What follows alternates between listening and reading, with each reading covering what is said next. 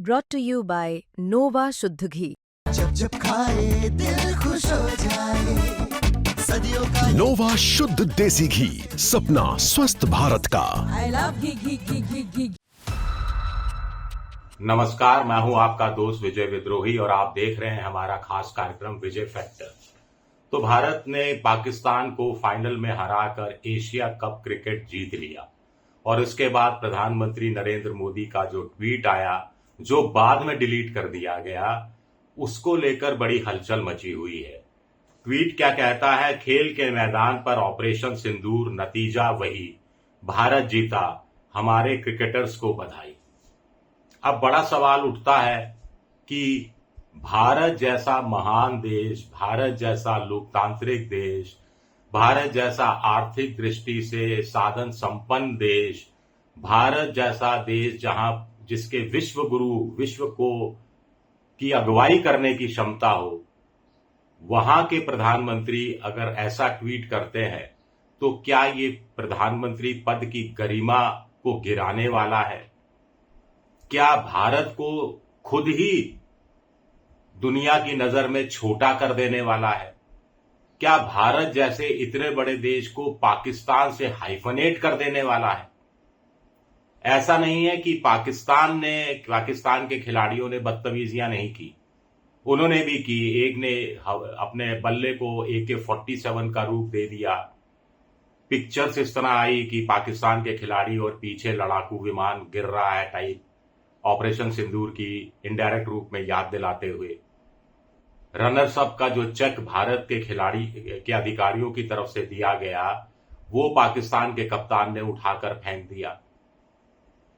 लेकिन खेल खेल है, राजनीति राजनीति है, डिप्लोमेसी डिप्लोमेसी है, सेना से सैनिक कार्रवाई सैनिक कार्रवाई है, और इनको आपस में घालम घेल आप नहीं कर सकते।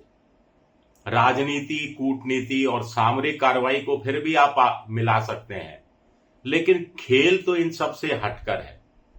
और मोटे तौर पर ऐसा लगता है कि भारत के प्रधानमंत्री मोदी ने कुल मिलाकर ऐसा लगता है कि जल्दबाजी में इस तरह का ट्वीट करके खेल को युद्ध के मैदान में, खेल को कूटनीति के मैदान में, खेल को राजनीति के मैदान में बदल दिया।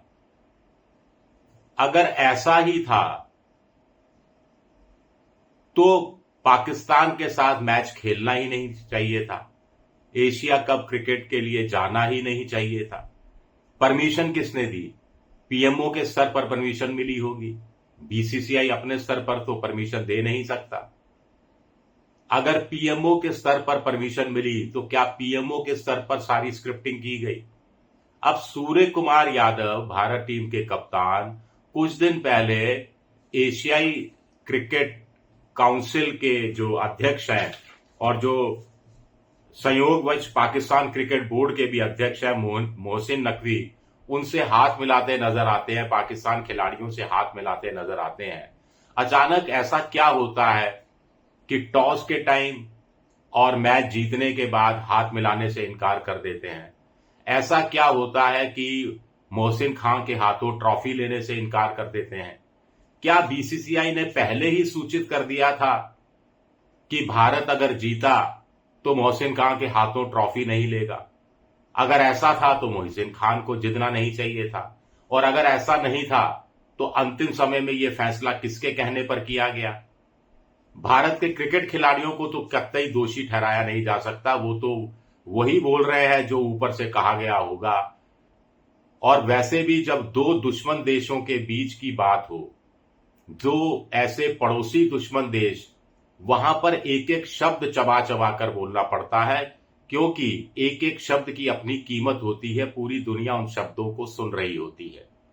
ऐसे में सूर्य कुमार यादव के थ्रू पॉलिटिकल बयानबाजी कराना, ऑपरेशन सिंदूर की बात कराना और फिर खुद प्रधानमंत्री का भारत की क्रिकेट टीम की जीत को ऑपरेशन सिंदूर से इक्वेट कर देना, ये क्या दर्शाता है? मान लीजिए, सिर्फ मान लीजिए, अगर पाकिस्तान फाइनल मैच जीत जाता और पाकिस्तान के प्रधानमंत्री इस तरह का ट्वीट करते, तो क्या यह माना जाता कि भारत में इसको किस रूप में लिया जाता? और अगर भारत ये मैच हार जाता तो क्या ऑपरेशन सिंदूर भी हम हार गए ऐसा मान लिया जाता? बड़े सवाल उठते हैं। सबसे बड़ा सवाल तो ये उठता है कि क्या भारत को अब पाकिस्तान के साथ क्रिकेट खेलना या हॉकी खेलना या कोई और गेम खेलना पूरी तरह से बंद कर देना चाहिए? खेल संबंध आपस में बिल्कुल तोड़ देने चाहिए। ओलंपिक्स में भी एक दूसरे से नहीं भिड़ेंगे, एशियाई कप में भी न्यूट्रल वेन्यू पर या तीसरे देश में एक दूसरे से नहीं भिड़ेंगे। दूसरा, क्या प्रधानमंत्री नरेंद्र मोदी ने प्रधानमंत्री पद की गरिमा गिराई? और क्या कुछ ऐसा ही पाकिस्तान के अधिकारियों ने भी किया? दोनों ने कुल मिलाकर क्रिकेट का खेल की भावना का कबाड़ा किया। तीसरा, क्या खेल के मैदान में और युद्ध के मैदान में, राजनीति के मैदान में कूटनीति का फर्क अब पूरी तरह से मिट गया है? कुछ सवाल उठ रहे हैं, स्क्रिप्ट कब लिखी गई, किसने लिखी? यहां पर आगे बात करने से पहले 3 उदाहरण देना जरूरी समझते हैं हम। ऐसा नहीं है कि भारत एशियाई कप में भाग नहीं लेता तो पहली बार किसी फाइनल का बहिष्कार कर रहा होता। 1974 में भारत डेविस कप के फाइनल में पहुंचा था। भारत के लिए जीत की बड़ी तगड़ी संभावनाएं थी। रोडेशिया में मैच था। विजय अमृतराज और उनके भाई अशोक अमृतराज ये खेल रहे थे और फाइनल जीतना तय था। लेकिन रंगभेद वाली जो नीति थी, नस्ल भेद रंगभेद वाली, उसके खिलाफ भारत ने फाइनल खेलने से इनकार कर दिया था। 1971 में भारत और पाकिस्तान के बीच में बांग्लादेश को लेकर जंग हुई थी और उसी दौरान ऑस्ट्रेलिया में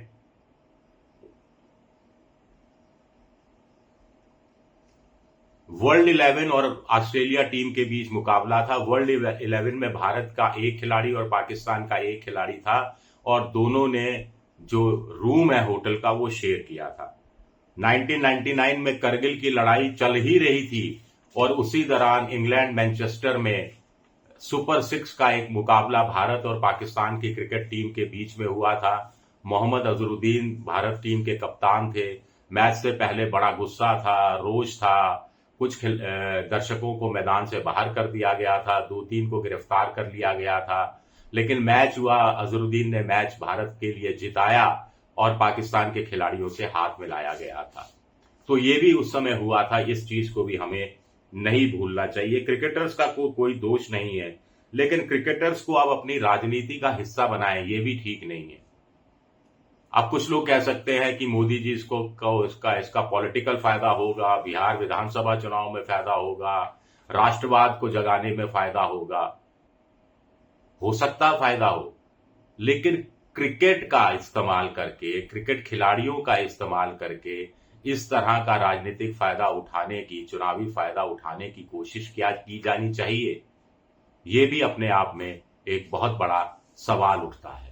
शुक्रिया, मेरा ये वीडियो देखने के लिए बहुत बहुत शुक्रिया।